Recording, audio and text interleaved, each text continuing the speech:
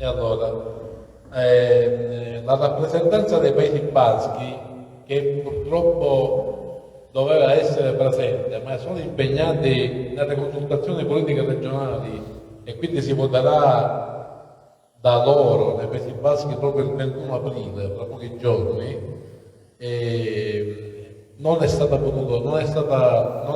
possibile averli presenti.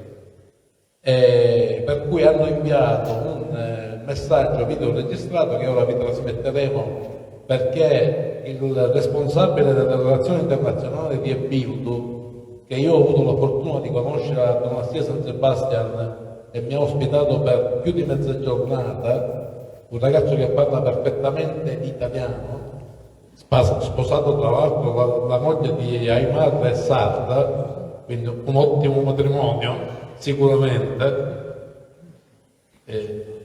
Quindi sono in piena campagna elettorale e per le regionali e quindi stavo dicendo che rappresentano questa videoregistrazione e Bildu incarna praticamente il partito Euskal Herria Bildu, che significa nei Paesi Baschi Uniti, che è una coalizione di partiti indipendentisti tenacemente radicato nei Paesi Baschi e nella vicina Navarra, dove riscuotono un forte consenso popolare a spese del Partito Nazionalista Basco. Io credo che questo risultato elettorale di Ebildu sposterà anche e sarà determinante assieme al voto e al governo catalano per sostenere attualmente il governo di sinistra socialista di Sanchez. Quindi se l'operatore mi do il via e fa partire le immagini e l'amministrazione di Aymar Esteberria Corta. Prego. Ciao a tutti e buongiorno.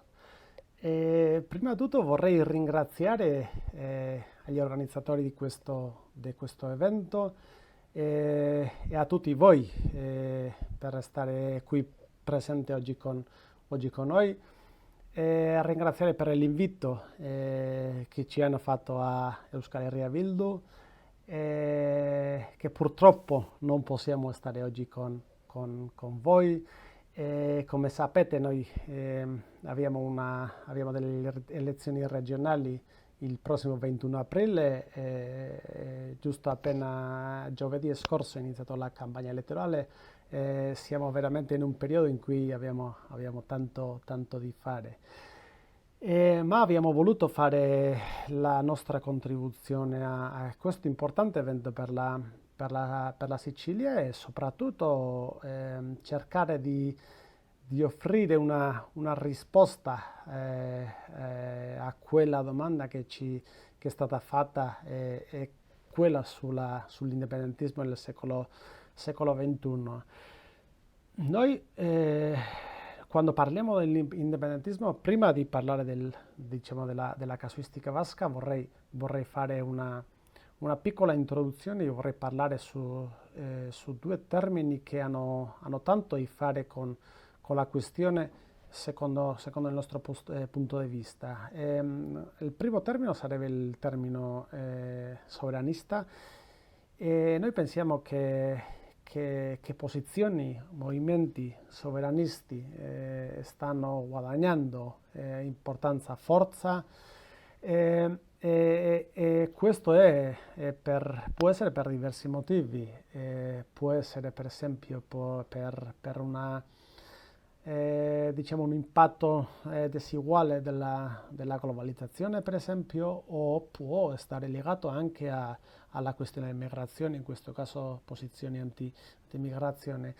Noi pensiamo che ci siano due tipi di sovranismi, per una parte c'è il sovranismo che appena ho detto, che è un sovranismo è reazionario e per un'altra parte c'è il sovranismo progressista. E noi vediamo come questo secondo tipo di sovranismo, il sovranismo progressista, è il sovranismo predominante nelle nazioni senza Stato, soprattutto in Europa. Noi vediamo come per esempio la casuistica Scozia, Irlanda, anche di Catalogna, anche Paesi Baschi, abbiamo in tutti questi posti partiti indipendentisti che non sono reazionari, che non hanno posizioni reazionari, ma che hanno posizioni, diciamo, progressisti, soprattutto quelli partiti che veramente hanno peso e hanno importanza.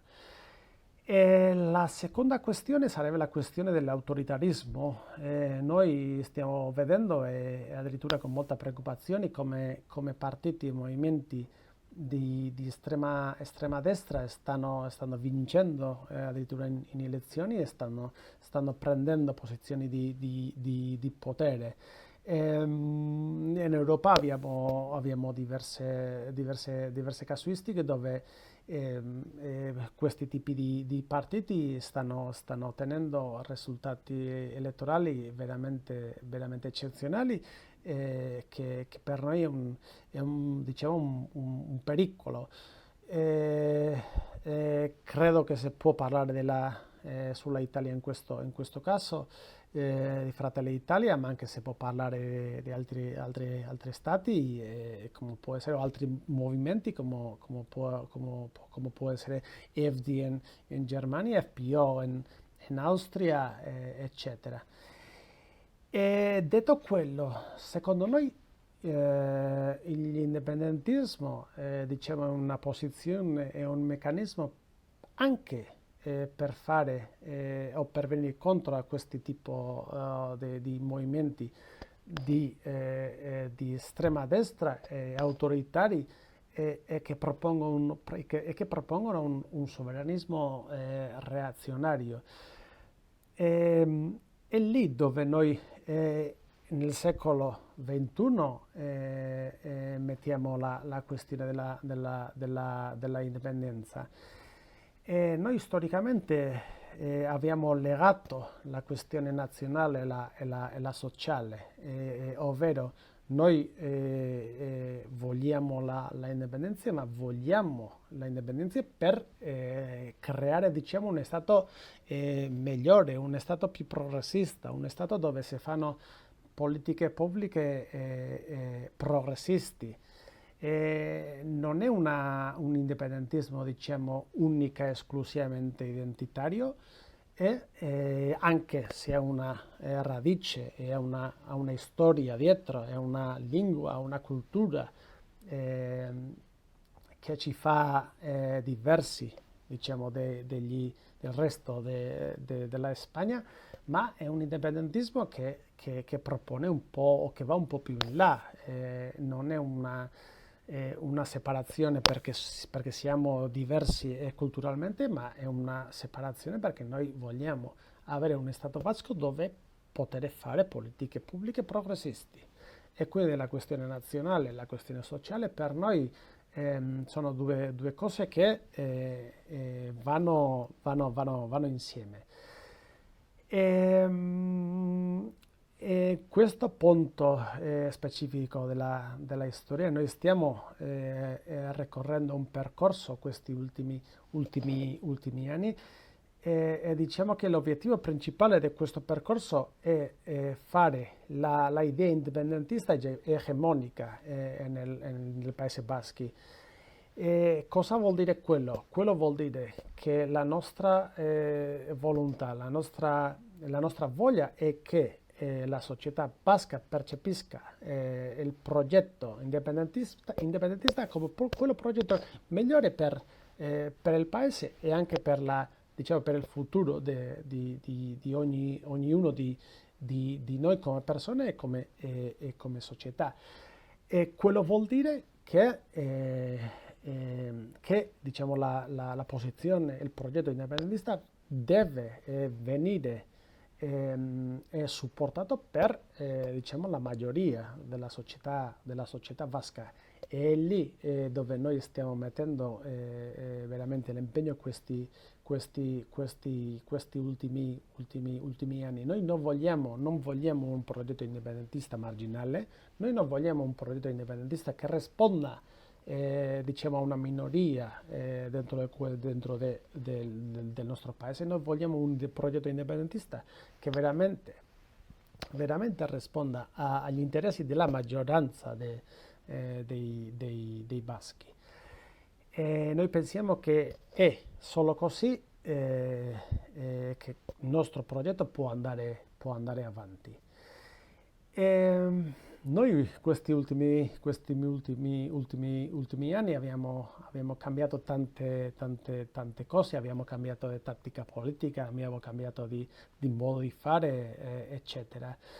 E secondo noi questi ultimi anni si è aperta una finestra di opportunità in Spagna. In Spagna noi abbiamo,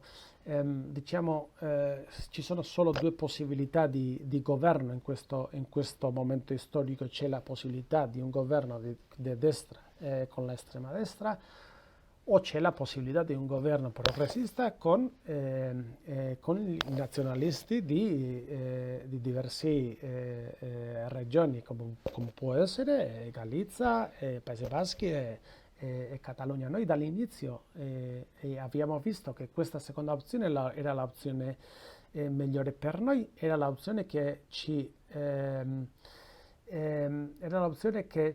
apriva, diciamo, quella finestra per avanzare, diciamo, nel nostro progetto.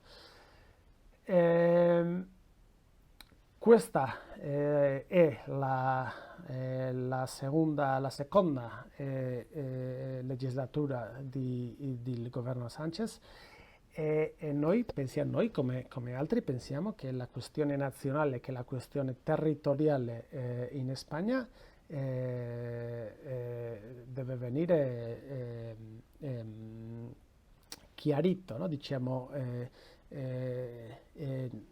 c'è un problema grosso in Spagna che ha diverse nazioni che non vengono riconosciuti, che non hanno il diritto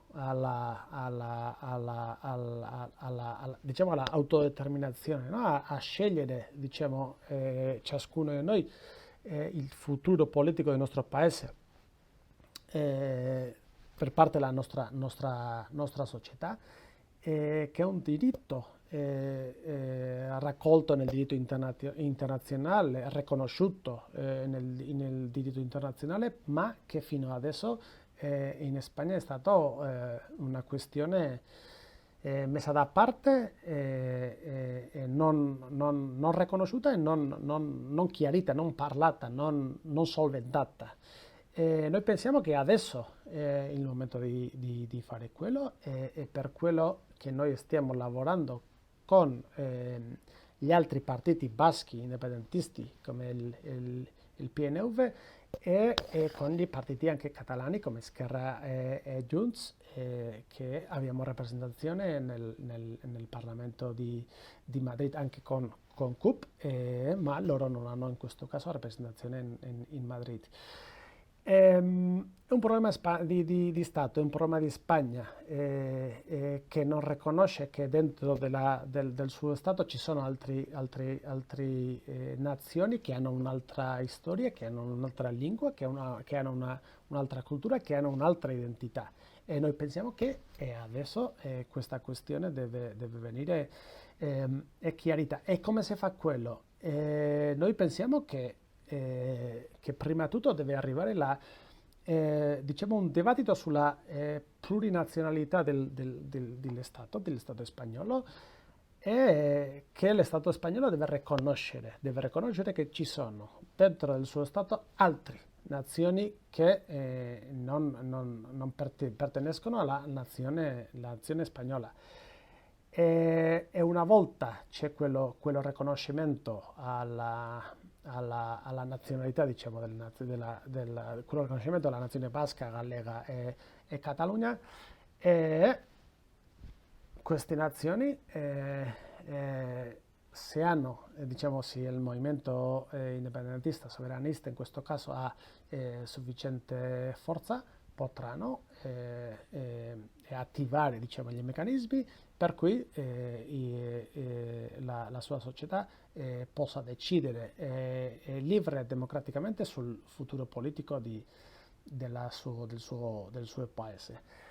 È facile da dire, ma molto, molto difficile di fare. La nostra è una lotta lunga, sono decenni di anni di lotta, anche con molto soffrimento, anche con morti, anche con soffrimento, ma è un percorso che piano piano si sta facendo più importante e più forte. Noi pensiamo che abbiamo una bellissima opportunità di ottenere risultati elettorali eccezionali questo 21 aprile e quello sarebbe diciamo, la spinta più importante per noi per proseguire in questo percorso che stiamo facendo questi ultimi anni. Ma questo percorso non si fa neanche da soli.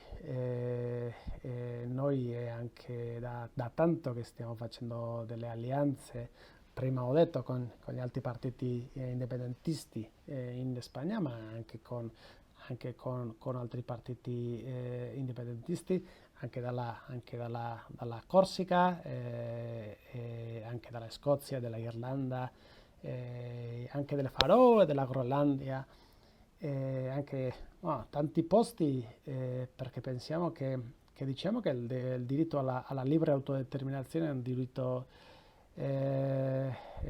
internazionale, è un diritto riconosciuto e che gli stati che hanno diciamo, questo tipo di controversia, questo tipo di conflitto, devono rispettare.